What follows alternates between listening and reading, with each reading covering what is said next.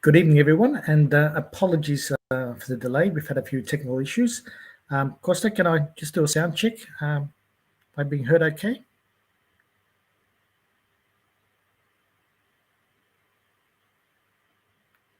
Okay. Okay. Kalispera says, good evening, everyone. Let me start by respectfully acknowledging the traditional owners of the land on which we gather, the Wurundjeri people of the Eastern Kulin Nation, and we pay our respects to their elders, past, present, and emerging. Welcome to tonight's online seminar, which will be delivered by Professor Mark Mazower on the Catastrofi and the Age of Oral Testimony. Allow me to go through some housekeeping items before we venture into tonight's seminar. First, we would like to thank the sponsor of tonight's seminar, Jenny Proemos, and I invite you all to become sponsors of a seminar of your choice. It's only a tax-deductible $100 donation. Furthermore, let me remind you that our next two seminars will be hybrid seminars conducted at the mezzanine level of the Greek Center while simultaneously broadcasting them online. Next Thursday, we have Dimitris Troaditis, who will be giving the Dimitris Tsaloumas Memorial Lecture, an event co-sponsored with the Greek Australian Cultural League. While the following Thursday, we have Dr. Nick Trakakis speaking on the poetry of Tassos Levaditis. And if I can add one more event to your calendar, a literary event to honor the poet and painter Nikos Nomikos, where he'll be in conversation with Tina Yannoukas. The event won't be broadcast online, but held at the mezzanine level at 3 p.m. on Sunday, the 25th of September. And also a reminder for those who will have any questions, and I'm sure there'll be quite a few of them, during our Q&A interval at the end, simply submit them through the chat or comment section on Facebook or YouTube, and we'll pick them up from there. Let's return to tonight's seminar, the Catastrofi and the Age of Oral Testimony. Greece in its prolonged history has had many catastrophes. Where does one start? But when we use the term Catastrofi with a capital Kappa, it invariably means the events of the Greco-Turkish War in the early 1920s and its aftermath, the destruction, the refugee exodus, resettlement, societal tensions, etc. In the wake of the collapse of the military Greek expedition in Asia Minor, refugees streamed into metropolitan Greece, while the brutal, forcible exchange of populations that followed led to incredible suffering and deprivation. However, this uprooted and this demoralized refugee populace was surprisingly both resilient and resourceful. Despite the decades of official neglect, the refugees maintained a separate sense of identity into at least two succeeding generations. It took decades for the refugee communities to become properly assimilated within Greece. Over time, their makeshift and hastily constructed were transformed to permanent settlements. Wood and mud became bricks and cement. Children and grandchildren still live there today. As speaker tonight, we'll explore the interconnections between the rise of the soundscape of the 1920s, social science, and the emergence of the refugee in the aftermath of the Catastrofi. And who is our speaker tonight? None other than the globally acclaimed and award-winning historian, Professor Mark Mazower. His expertise is in Greek, Balkan, and more generally 20th century European history. He was born in London, and that's where he spent his early years. His undergraduate studies were at the University of Oxford, where he received a BA in Classics and Philosophy in 1981, and a few years later, his doctorate from the same university. Presently, he's the Ira D. Wallach Professor of History at Columbia University in New York, and prior to his arrival at Columbia, Professor Mazower taught at Birkbeck University of London, University of Sussex, and also Princeton.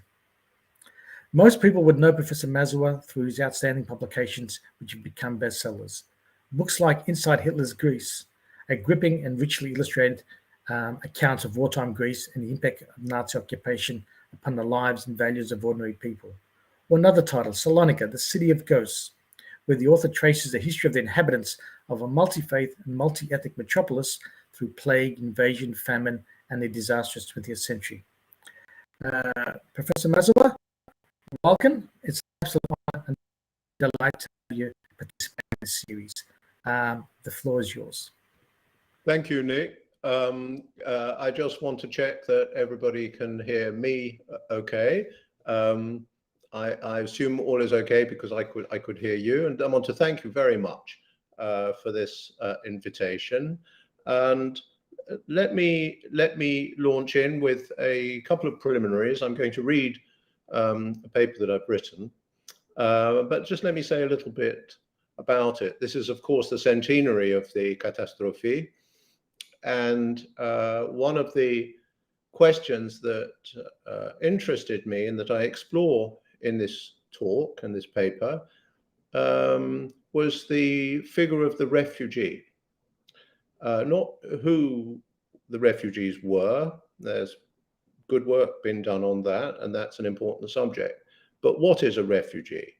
And I was particularly interested to explore the emergence of this idea, the idea of the refugee, which I think emerged at this time, and it emerged through a number of institutions, the Center for Asia Minor Studies, the Sorbonne, universities, gramophone companies, as I will explain. So I'm going to make a little apology in advance that there may be one or two points at which you think we're sort of rather diving into the weeds of this, but it's exploring how a concept emerges that I think is taking us into the nitty-gritty of personalities and institutions, and in particular the fascinating personality of the founder of the Center for Asia Minor Studies in Greece, Melpo Merlier, who is the central figure that I'll be talking about.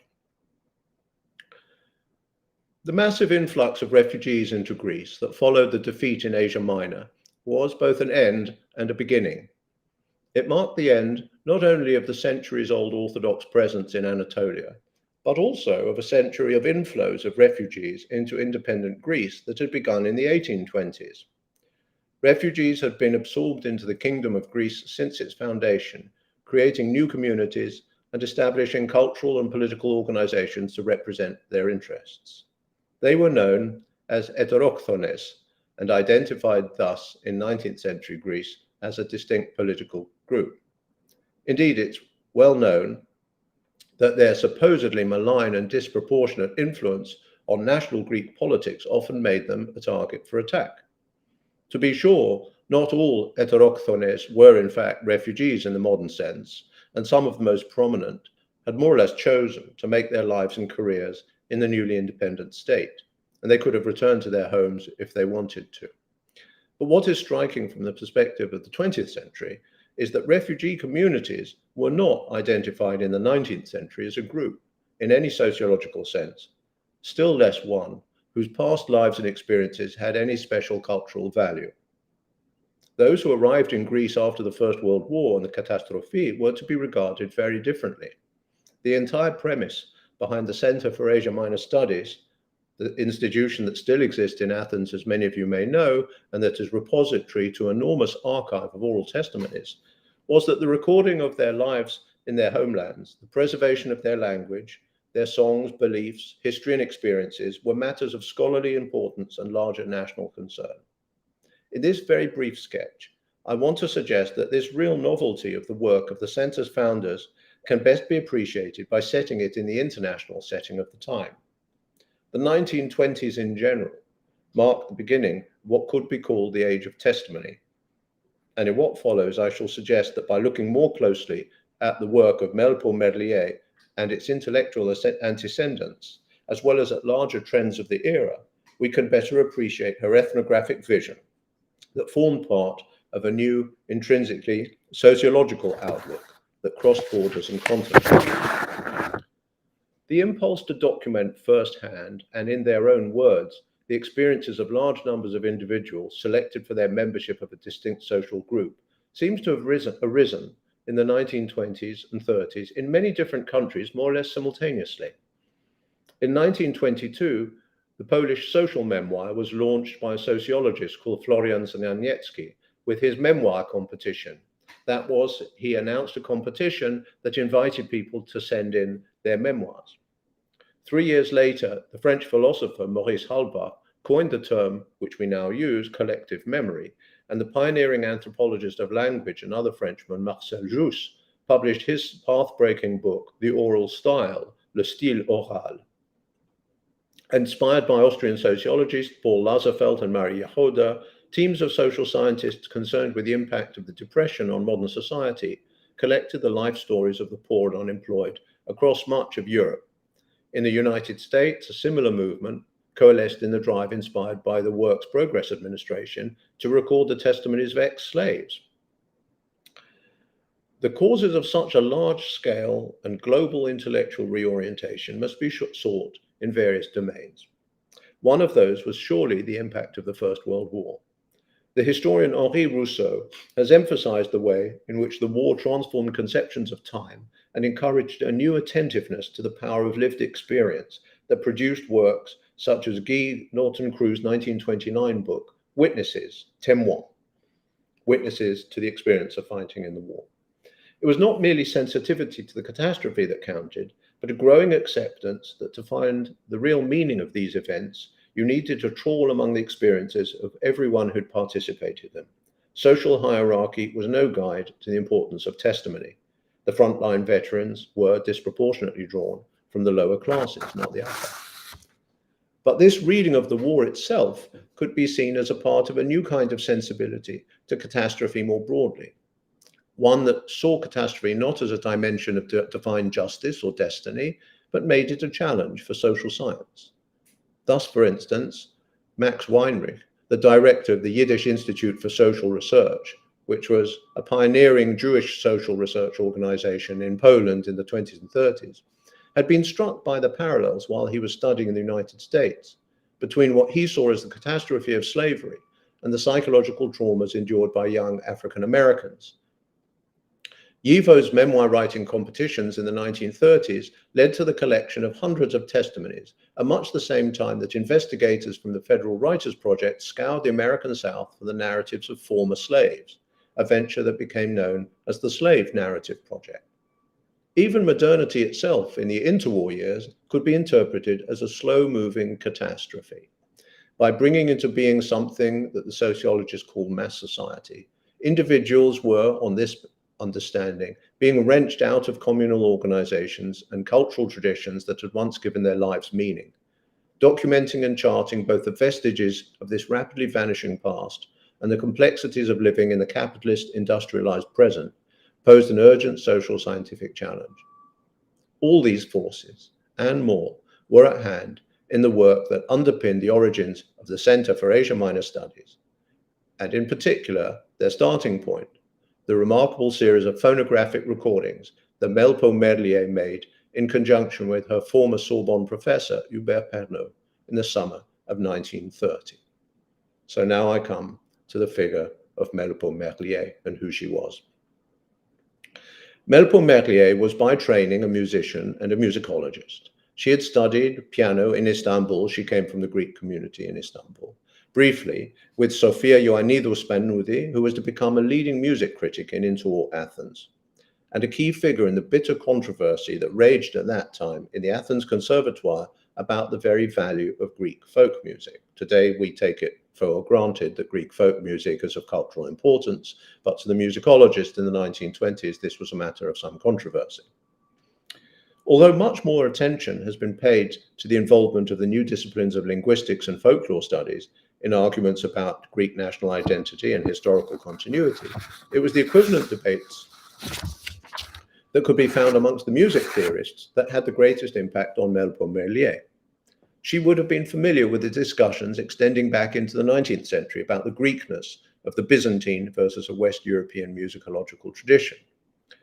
The ghost of Jakob Philipp Falmarai loomed in the background. Who was a Greek, and were they really descended from Slavs? And even for many of those who supported the nationalist credentials of the orthodox ecclesiastical music tradition, popular folk songs were quite a different matter, an unpleasant reminder of the Oriental as opposed to the Byzantine past. Others extolled the importance for Greece of its popular musical tradition. A man called Manolis Kalomiris, who arrived in Athens in 1908 after traveling from his birthplace in Smyrna, issued a famous manifesto for a national school of music that would see, quote, the Romaic school become part of the history of universal music. From her arrival in Athens in 1922, the year of Catastrofi, Merlier's old piano teacher would become Kalomiris' intellectual protector, because this was, at that time, an outrageous position. that the folk music should also become part of a larger musicological tradition. That's the background against which we should set the young Melpo Merlier. Having taught piano in Athens and Piraeus between 1913 and 1919, the young Greek musicologist had then gone to Paris to pursue her studies at the Sorbonne with the eminent musicologist André Pirot. At the same time, she acted as a language teaching instructor to a man called Hubert Pernot, who was to become a much more consequential figure in her life and a major protagonist in interwar Franco-Greek relations. Hubert Pernot was a linguist, an expert in medieval and modern Greek languages, and an ardent and active Philhellene caught up in the events in the Near East. Another of his students, the Frenchman Octave Merlier, whom Melpo, then Melpo Logothetti, would marry in 1925, recollected standing in Pernot's office with him and listening to three young Greek women singing laments over the fall of Smyrna, moving them all. That summer, Melpo Logothetti, as she still was, made what was possibly her first foray into collecting folk songs in the field, when she transcribed more than 60 folk songs from Rumeli. Her publication of this material has been described as, quote, the first analytic and systematic work in Greek folklore. Pernot had been trained in medieval and modern Greek by two of the most eminent figures in the field. As a child, he had spent time in Athens in the company of his mother, who taught French there. So there was this already close Franco-Greek bond. A brilliant student, he had already carried out field work in 1899 in then Ottoman Chios, where he'd collected the material that contributed to his doctoral dissertation. Pernot had not only transcribed dozens of folk songs there, he'd actually recorded them on a primitive phonograph and published the results in a remarkable travelogue in 1903. You can read his own account of taking this enormous phonograph into the field in Chios to record these songs.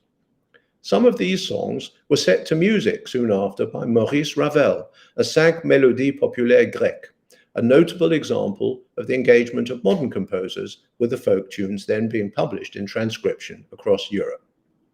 In other words, already before the First World War, some modernists are accepting folk songs as part of an international tradition and worthy in their own right culturally. At about the time when Melpo Merlier arrived to study at the Sorbonne, Pernot was appointed the first director of a new Institut Neo-Hellenic, a modern Greek institute, and Hubert Pernot was its first director in Paris. 3 years later, he was promoted to professor. The following year, this highly energetic and effective intellectual administrator added a new position.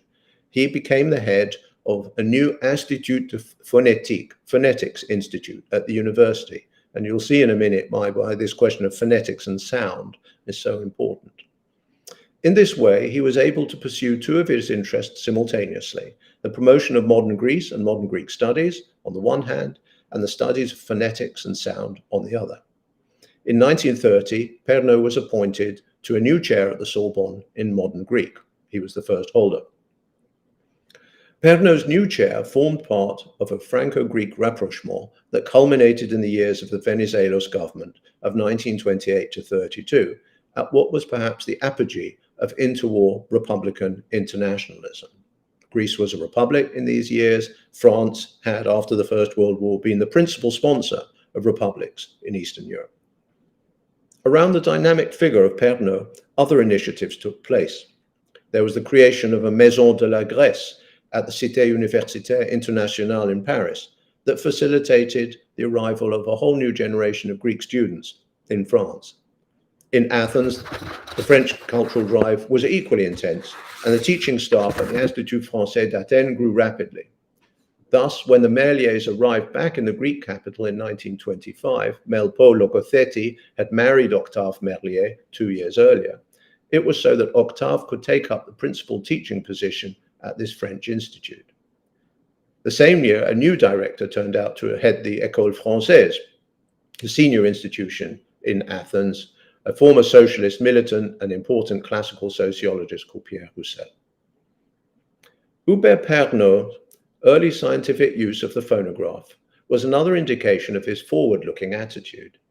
It might seem natural to us that this meticulous researcher committed to the faithful transcription of the spoken word and intonation, should have seen recording as an essential tool of his discipline. But not everybody did in those days. His appreciation of the importance of the philological dimension contrasted, for instance, with the reserve of an equally well-known folklorist at this time, his British colleague R.M. Dawkins.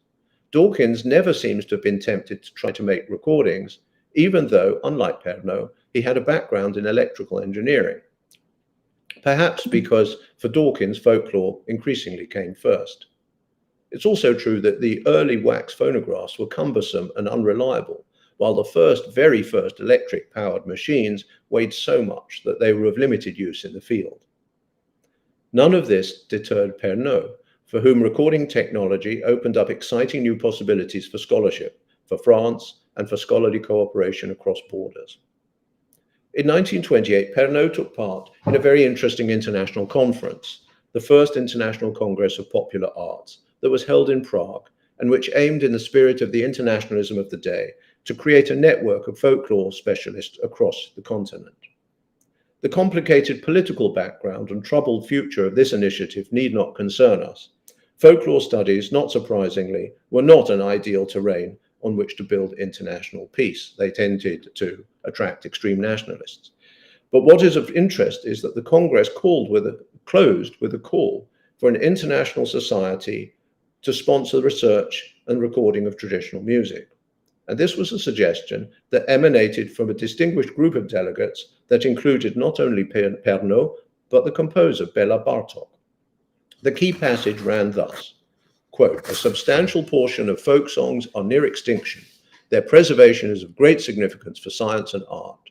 The Congress urgently recommends to particular governments that they institute phonographic recordings of songs as quickly as possible." The following year, in compliance with this suggestion, Professor Hubert Pernod would launch discussions with none other than Venizelos himself, along with Melpo Merlier, to begin such a project in Greece.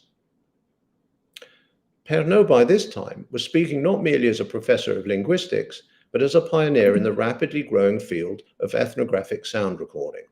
The Institut de Phonétique, which he directed, formed part of the university's well-established promotion of recording for scientific purposes, and in 1928, he'd been appointed, as if he didn't have enough to do already, as the director of a new museum, the Musée de la Parole et du Geste, the Museum of the Word and the Gesture, a position which placed him as an academic at the heart of France's effort to develop nothing less than an audio-visual archive of humanity, a completely revolutionary concept for the time.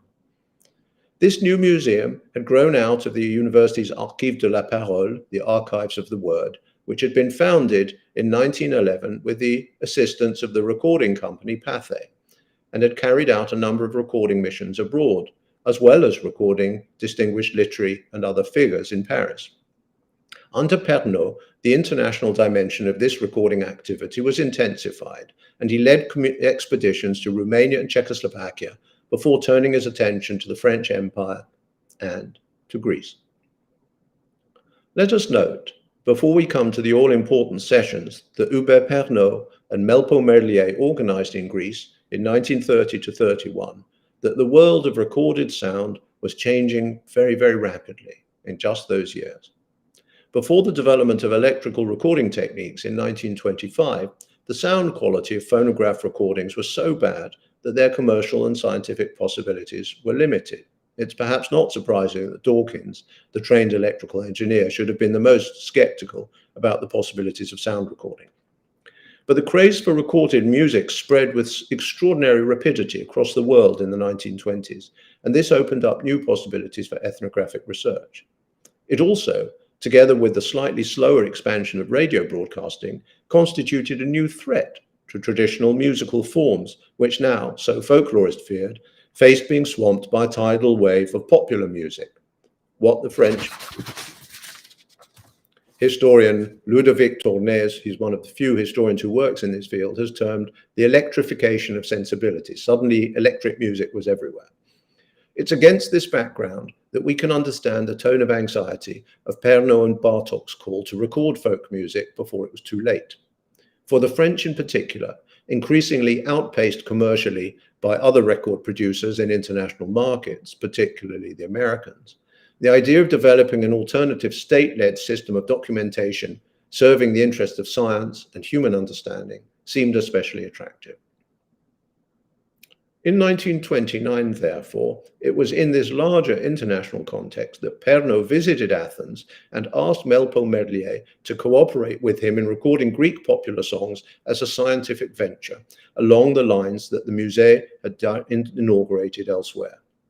Some months later, and now backed by Prime Minister Eleftherios Venizelos, back to the extent that we have a recording of Venizelos himself recording a Cretan song for the initiative, and a community of popular notables, Merlier created a folk song association, later the Popular Music Archive, under whose aegis she proceeded to make hundreds of recordings using equipment provided by Pathé.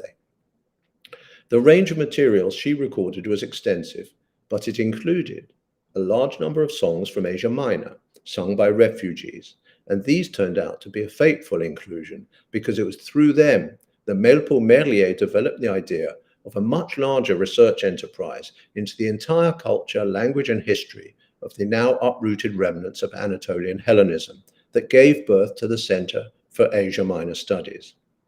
Becoming conscious, as she prepared an edition of Cappadocian songs, of how little historical or geographical information existed excuse me, about the communities from which they sprang, she began to map out the enormous research effort that would be required. And as with the recordings, her primary focus and her primary source of information would be provided by the survivors of the communities themselves. Octave Merlier, Melpomene's husband, once wrote, quote, "The song is not a fortuitous, isolated event, but a social fact." This formulation expresses the entire argument offered here, namely that what distinguished the ethnomusicology inaugurated by his wife and what marked out the scholarly treatment of the Asia Minor refugees from the folklore studies of previous generations was the sociological impulse that was born out of the First World War and sharpened in Paris in a set of ideas that were felt across Europe in the 1920s. The combination of a sociological approach to linguistics with the technical possibilities provided by recording technology were what typified Hubert Pernot's contribution and what marked the real beginning of Merlier's ethnographic work among the refugees. It's striking, and I now want to briefly change gear slightly, that precisely the same combination of sociological linguistics and technological innovation were evident in another major contribution to the study of the Greek language that took place at exactly the same time. I'm referring to the revolution in Homeric scholarship wrought by the young American classicist Milman Parry. Let me just add in parentheses that this was the starting point for my inquiry into all of this. I was very struck by what seemed a strange coincidence that it was in the late 1920s and the early 1930s that two apparently disconnected things happened simultaneously. And one was the emergence of the refugee as a sociological category, and the other was this revolution in Homeric scholarship, which really for the first time understood Homer as the product of an oral tradition.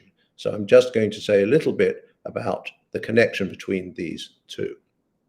So I was talking about the revolution in Homeric scholarship wrought by a young American classicist whose name may be familiar to one or two of you, Milman Parry. Anybody who's interested in who Homer was comes across the name Milman Parry. Parry was formed by his studies at the Sorbonne. He was American, but he'd gone to study at the Sorbonne, which he attended only a year or two after Melpo and Octave Merlier. So there is a common connection between the Merliers and Parry. In Parry's case, his mentors were three colleagues well known to Pernot: a classicist, Aimé Puig, the great comparative linguist, Antoine Meillet, who was himself an important Hellenist, and thirdly, the remarkable figure of a now largely forgotten man, Marcel Jousse, author of the 1925 epic, The Oral Style, Le Style Oral. What Meillet and Jousse, both of them professors at the Sorbonne, shared was an ability to see the study of speech, past and present, through the lens of sociological ethnography. And it was perhaps there that French thought left its most enduring impact on the study of Hellenism. These men too, although they were classicists, were interested in the potential for their scholarship of new recording techniques, and this is what brought Milman Parry, their young star American classicist, into contact with others, such as the great Slovenian ethnographer and linguist Matija Murko, a man who'd carried out the first recordings of his own in the Balkan countryside before the First World War.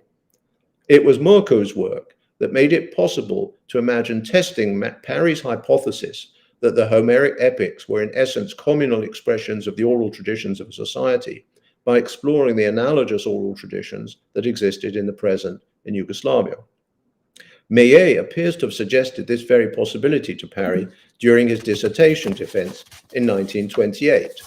And 5 years later, Parry arrived in Dubrovnik and began the field recordings that would eventually make his name and bring his theory about the nature of Homer worldwide acceptance. The remarkable parallelism between Milman Parry and Melpo Merlier, they were both recording folk songs at the same time. The one was working in the realm of ancient Greek epic, the other in the oral traditions and languages of the moderns, reinforces the point that when the Asia Minor refugees emerged as an object of study, they did so within a specific intellectual conjuncture. Older arguments about folklore and musical tradition were reworked in an environment that attached a new sociological importance to the testimonies of ordinary people. The sociological imagination transformed the study of linguistics, of ethnography, of music. The rapid development of new recording technologies, and by the late 1930s, on the eve of the Second World War, relatively reliable, relatively cheap, relatively portable, battery-operated recording equipment had revolutionized fieldwork, allowed for the possibility of the rescuing and archiving of audiovisual forms of human expression that seemed threatened with extinction. Think of that whole generation, my father was one of them, who grew up in the late 30s absolutely obsessed with the radio, with radio sound, with radio recording. A few years later, and I come to an end, during World War II, a young American radio engineer called Mo Ash, coincidentally my great uncle, was chatting with Albert Einstein. Mo Ash told Einstein that he wanted to set up a recording company that would, quote, describe the human race, the sound it makes, what it creates. Ash had already recorded Yiddish folk songs, the blues singer Leadbelly, and even Einstein himself. He was omnivorous. Einstein encouraged him in what he called his theory of documentation, telling him that in Europe, cultural forms were being wiped out, while in the United States they were being assimilated. This was the beginning of Mo Ash's Folkway Records label that pioneered both world music and the recording of ambient sounds. In other words, out of the ethnographic field recordings of the interwar years, an even larger horizon loomed, the soundscape of humanity and the world itself. Catastrophe loomed over the work of this documentation. Today, we are so used to living with a sense of time marked by catastrophic rupture that it's hard to recapture how innovative and radical the intellectual reaction to the catastrophes of World War I and its aftermath really were. The origins of the Center for Asia Minor Studies in Merlier's ethnographic recordings and the formative impact of the Parisian intellectual atmosphere of the 1920s may perhaps remind us of just how remarkable and unprecedented Melpo Merlier's achievement really was. Today we live in a world saturated with recording sounds. It's impossible to escape them. I was woken up by one. But when she began, the act of recording was a novel and emancipatory step, and one which conferred a new kind of recognition on individuals and groups who had never before received that kind of attention. Through her recordings, a new kind of value was attached to the testimony of history's survivors. Thank you very much. Thank you, Professor Mazower, for that sort of fascinating sort of presentation. The floor is open to questions, and I'll relay them as they come through. I might just kickstart off the questioning. No doubt the refugees from Asia Minor had different folkloric traditions, different musical traditions, different dance traditions from those of metropolitan Greece. Once they landed in Greece, what was the reactions to the, the different tunes, the different sounds, let's say of local Athenians or those in Greece. Are there any sort of written works on their reactions, and what were their thoughts and the different musical traditions? And well, there are a couple of things to be said, Nick, about this. First of all, as you know, the overall reaction to the arrival of the refugees was not positive, and the argument about the so-called value of the refugees to Greece and Greek society raged for decades. The fact that many of them spoke a different language, or a dialect that was so different that it amounted to a different language, but of course many of them actually spoke Turkish, only contributed to this. They were regarded as different, and that was not seen as a positive thing.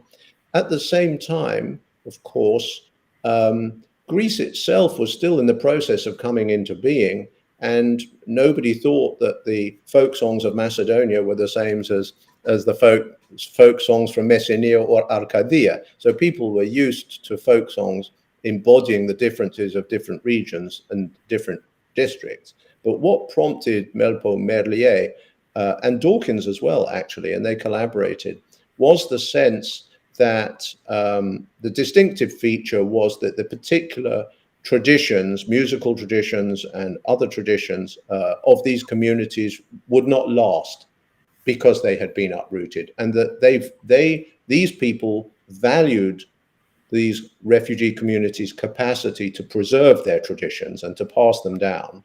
But they were deeply anxious that within a few generations, the language would have been forgotten, the communities would have become absorbed or assimilated, we would now say. So they saw the diversity of traditions as very positive and actually vital. And they had a kind of theory of Hellenism, which saw the medieval Hellenic communities of Anatolia as in some sense at the heart of the survival of Hellenism over the centuries. So there's a whole range of attitudes from contempt and discrimination on the one hand to intense valorization on the other. Okay, thanks for that. We have a rather lengthy question and commentary from Kostas Tingas. Thank you, Costa. Mark, thank you for your insights today on Greek popular songs, and thank you also for your insightful studies of modern Greece. I have enjoyed your remarkable books. However, on another issue, reading Yorgos Mavrokordatos, after 1922, the extension of the division or the schism, I think he's implying, makes for grim reading about Greek politics and its impact on disastrous impact on Greek society. It would appear that every part of Greek society was seriously affected. In your view, the division or the schism within Greek politics, was it as deleterious as that portrayed by Mavrokordatos? And is there cause for optimism in 2022? Well, that's a big question. Look, let's put it this way: there's no question that the dichasmos certainly split the Greek political elite, but let's agree, split Greek society down the middle for decades. After which it was sort of replaced by another, but not unrelated schism between communists and anti-communists. So Greek society was violently polarized for many, many decades. Yes, it was. I don't see much point in going back into history and saying things could have been different. We have to just accept it was polarized. And of course, many societies were deeply polarized in interwar Europe, either on the constitutional issue or, as in Germany, on a kind of left-right spectrum. So I think what interests me is how do societies try to overcome that degree of polarization? I say this as somebody, living in the United States right now, where as a historian, it worries me a great deal to see US society becoming more polarized by the year. And it makes me think about the process by which Greece, an intensely polarized society in the middle of the 20th century, has somehow come to the point today where it is no longer nearly so polarized. Differences exist, some degree of polarization exists, but nothing in comparison with the past. That That I find very interesting. How did that happen? How did it happen that Greece knit itself in some sense back together so that politics could operate within, let's call it I don't want to say a more normal framing, but a framing which is not constantly testing the legitimacy of the system itself. That I think is very interesting. Yeah, I think that would be cause for another seminar. If I can just add to that point, Greece at the peak of the economic crisis, you still could not imagine a coup taking place in Greece, but relatively better off sort of Turkey economically, you did have a coup there. So just one example, but it is a very complex issue. And yeah. Yes. A question from John Katsoulis. A fascinating interplay of circumstance, inquisitiveness, and social binding. Is today's saturation of sounds downplaying their social relevance and impact? I think that's a really interesting question. As you probably gathered by now, I'm cautious about sort of passing value judgments on historical trajectories. It's the trajectories themselves that interest me, because we all tend to differ about these things. But I think that's a really interesting question, and it reminds me, I'm increasingly interested in how you recapture the experience of living in the past and the ways in which the archives may in fact obscure the radical difference of how people lived in the past. And I think sound and the surround of sound is a good example of this. There's a wonderful memoir by the French politician and writer Chateaubriand. I recommend it to you. The Memoirs from Beyond the Grave. And that he opens his memoir and he wrote his memoir on the other side of the French Revolution.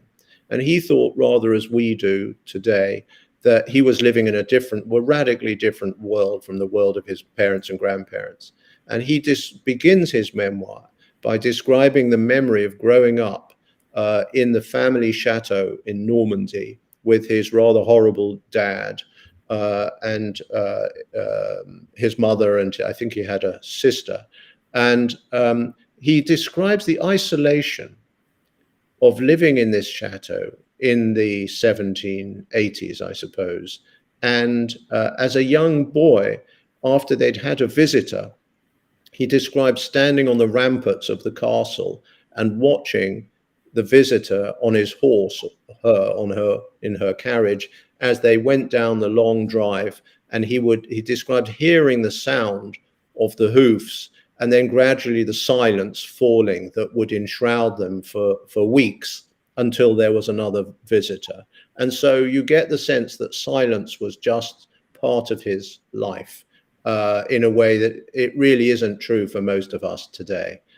So I do think that's an extremely interesting thought to ask oneself how the omnipresence of sound, like the omnipresence of image, may be affecting the impact that sounds and images have on us. I think it's hard to preserve the same sense of the same impact when you hear so many sounds and you see so many images. Yeah, a bit of overload. A question from Spirula Dimitriou. Thank you for an edifying presentation.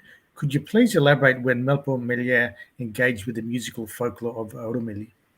Yes, she had got interested in the musical folklore of Rumeli before she became interested in the Asia Minor refugees. So I can't remember exactly when it was, but I think it was shortly after the First World War and before she went to Paris that she had already begun collecting folk songs from Rumeli. And then when she comes back from Paris and the Catastrofi has intervened, her direction, which was not initially focused on Asia Minor refugees either, becomes more and more interested and focused on the refugees. Okay. Thanks for that. Question from Mary Rakas. Thank you, very interesting. Did I understand you correctly that the folk music was seen as a memory of the Oriental past, and by whom? What about the musicians themselves? Are we talking about the refugee music only? Yes. No. So let me clarify what I was talking about there, so that obviously you have these strong folk music traditions.